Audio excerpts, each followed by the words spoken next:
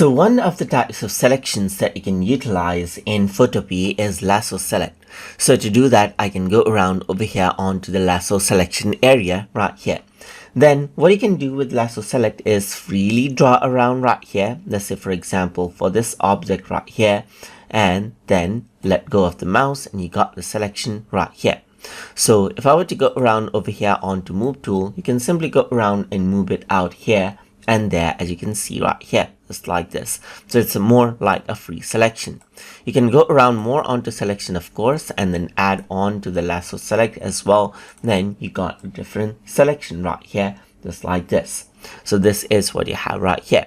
You can go around onto Lasso Select right here, and then you can go around and add in Lasso Select, as you can see right here, or remove out the Lasso Select, as you can see, just like this. So this is how you can go around and work around with the Lasso Selection tool. So I hope you guys learned something as always. And as always, please like, comment, share, and subscribe.